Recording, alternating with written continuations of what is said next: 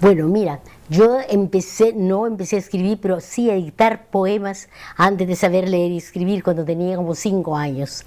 En mi casa había una biblioteca muy buena y mis dos padres eran aficionados a la poesía.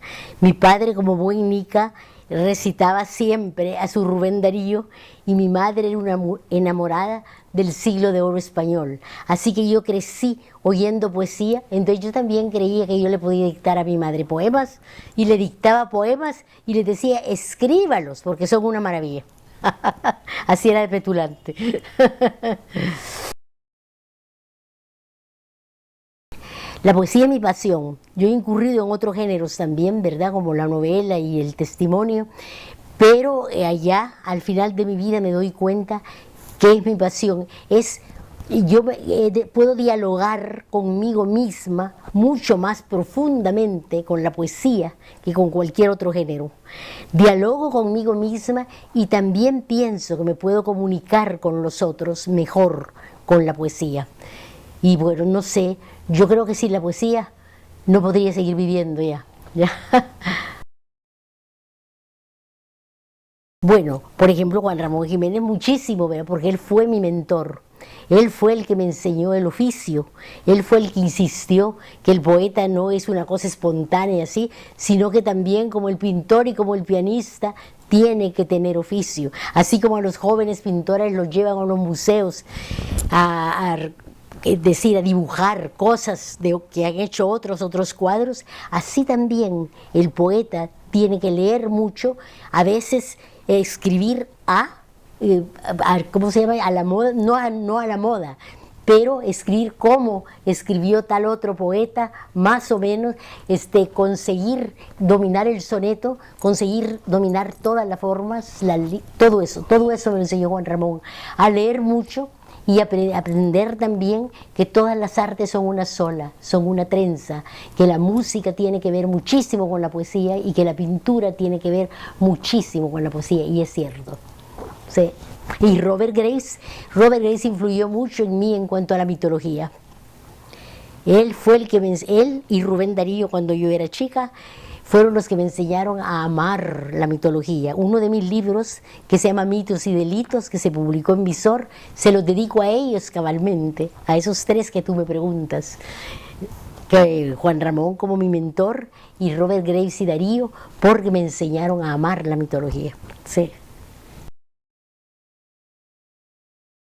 En la poesía. En la poesía. Bueno, en general pienso yo que todo se puede reducir a una sola, que es el amor, porque ha sido el amor a mi marido, el amor a mis hijos, el amor a mi pueblo, el amor es eso, yo creo, siento que lo que escribo son poemas de amor. Muchísimo, muchísimo, porque el sufrimiento me llega mucho. ¿Ah? El sufrimiento de mis pueblos me llega mucho y lo que yo quisiera, lo que yo anhelaría para mis pueblos. Adoro a mis pueblos y cuando los veo sufrir, como los he visto sufrir durante 86 años, eso me impacta mucho. No, fíjate, porque yo salí muy joven de El Salvador, como a los 18 años, entonces así soy marginal.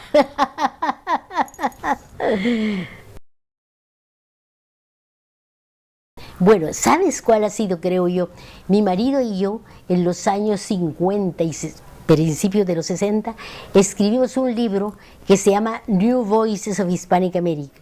Los escribimos porque vivíamos en México y nos dimos cuenta de que muchos grandes autores que entonces eran muy jóvenes, te estoy hablando de principios de los 50, eran desconocidos totalmente, apenas conocidos en sus países y aún ahí ni siquiera muy conocidos.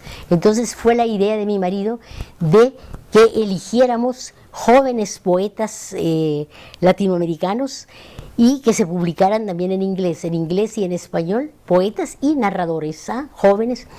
Y entonces debo confesar, sin ninguna modestia, que tuvimos muy buen ojo y que casi todos los autores que nosotros elegimos para ese libro, New Voices of Hispanic America, publicado por Beacon Press, son del boom.